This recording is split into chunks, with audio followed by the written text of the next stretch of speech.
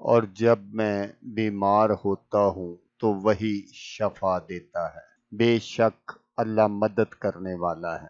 ہر بیماری سے شفا کے لیے یہ وظیفہ کر لیں، ہسپتال کے بڑے بڑے بلوں سے بچ جاؤ گے۔ ایسا معجزہ ہوگا کہ جسم کی نس نس سے بیماری ختم ہو جائے گی۔ موت کے علاوہ ہر مرض سے شفا کا قرآنی وظیفہ۔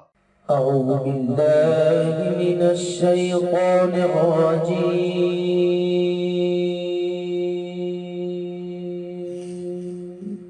بسم الله الرحمن الرحيم.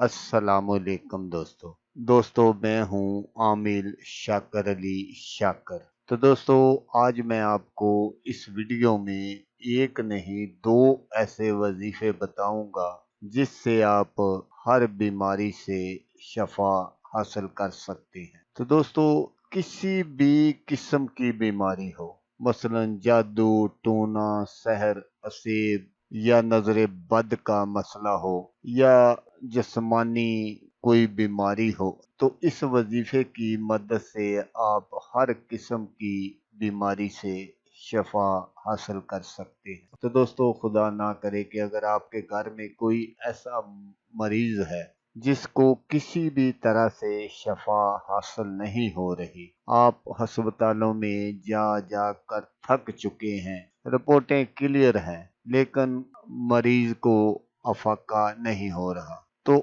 آپ یہ وظیفہ کر لیں، انشاءاللہ کسی بھی طرح کا کوئی مسئلہ ہوگا تو اللہ تبارک و تعالیٰ اس سے شفا عطا فرما دیں۔ تو وظیفہ کرنے کا جو طریقہ ہے وہ آپ غور سے سن لیجئے گا تاکہ آپ کی جو محنت ہے وہ ضائع نہ ہو۔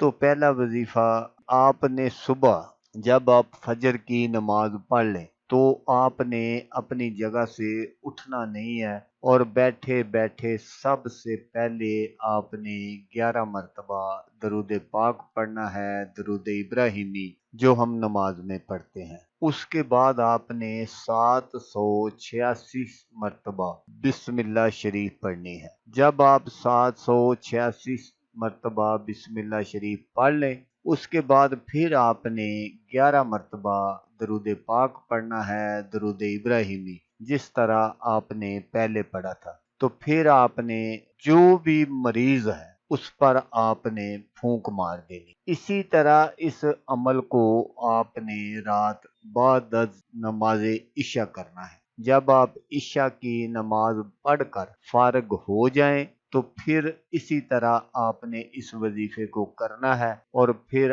آپ نے مریض پر پھونک مار دینی ہے۔ یہ عمل آپ نے 7 دن کرنا ہے۔ تو 7 دنوں کے اندر آپ خود دیکھیں گے کہ آپ کا مریض جو ہے وہ کیسے صحت یاب ہو رہا ہے۔ تو دوسرا جو وظیفہ ہے وہ آپ نے اس طرح کرنا ہے کہ صبح آپ نے فجر کی نماز کے بعد 7 مرتبہ درود پاک پڑھنا ہے، درود ابراہیمی جو ہم نماز میں پڑھتے ہیں۔ اس کے بعد آپ نے 40 مرتبہ سورۃ فاتحہ پڑھنی ہے۔ جب آپ 40 مرتبہ سورۃ فاتحہ پڑھ لیں پھر آپ نے 7 مرتبہ درود پاک پڑھنا ہے اور درود پاک پڑھ کر جب آپ وظیفہ شروع کریں تو آپ نے اپنے نزدیک تھوڑا سا پانی رکھ لینا ہے۔ تو 7 مرتبہ درود پاک پڑھ کر آپ نے اس پانی پر 3 مرتبہ بسم اللہ شریف پڑھ کر پھونک مار دینی ہے اور وہ جو پانی ہے وہ آپ نے مریض کو پلانا ہے۔ یہ عمل آپ نے 40 دن کرنا ہے۔ تو دوستو جب بھی آپ یہ وظیفہ کریں تو آپ نے نماز کی پابندی ضرور کرنی ہے۔